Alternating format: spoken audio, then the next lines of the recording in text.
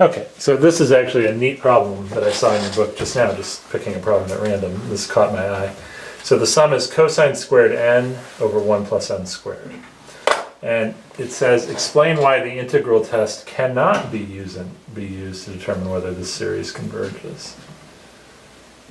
This is the sum from 1 to infinity. Yeah, sorry, from 1 to n equals 1 to infinity. Of cosine squared n over 1 plus n squared. So why the integral test can't be used here? Yeah, why can the integral test not be used to determine the convergence of this series? So the integral test... So we have to think back to what the integral test said you needed here to use it. So we need to, I think we need strictly, or continuous, we need a continuous from 1 to infinity. Okay. Yes. We need a continuous function. What would our function f of x be here? So f of x be cosine squared x over 1 plus x squared. Okay, is that continuous? On our interval from 1 to infinity.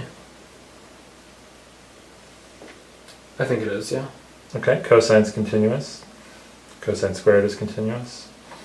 1 plus x squared on the bottom is never 0. Mm-hmm. So yeah, we're continuous. Yeah, so we needed continuous. It needs to be differentiable, Okay. which I believe this is differentiable. Yeah, cosine's differentiable. That makes cosine squared differentiable. The bottom is just a polynomial that's never 0. Mm-hmm. So again, we don't have any problems there. All right, so continuous differentiable. We need, I think it was strictly increasing or decreasing. All right, which one? I think it's decreasing because if it was strictly increasing, it wouldn't have finite area and the integral test wouldn't be necessary. Yeah, okay, so strictly decreasing. So that would probably be our problem here, but you have to see why.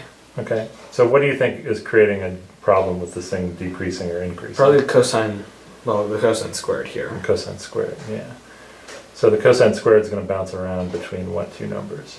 -1 and... Actually, I wouldn't go to -1 because we're squaring. So it would be between 0 and 1. 0 and 1, yeah. So this function might not be strictly decreasing. And I'll do this off camera. I'll just do a quick plot for you to see. Cosine x squared divided by... Okay. And so we see that it wiggles around quite a bit. But nonetheless, what's your intuition about this series? You think the series converges or diverges?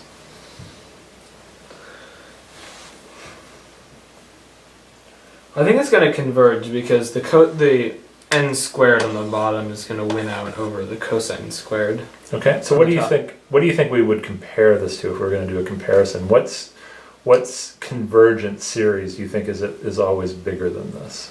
So 1 over n squared I don't believe is bigger. Actually, could be. Yeah, because we're always going to be smaller on the bottom. Yeah, this will be bigger. Okay, we could do that comparison.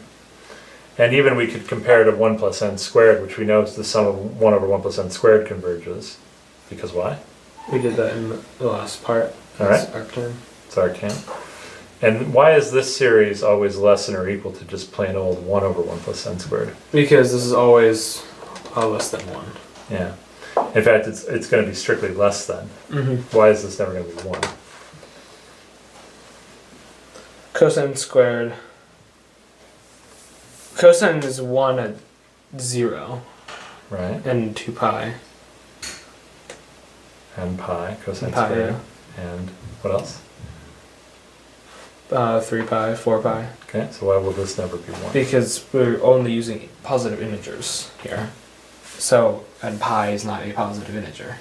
So we never hit the numbers that make this. Well, pi is not a positive integer, but maybe some k times pi is a positive integer, maybe. Pi is irrational. Pi is irrational. So there you go. All right, good. Good job tonight.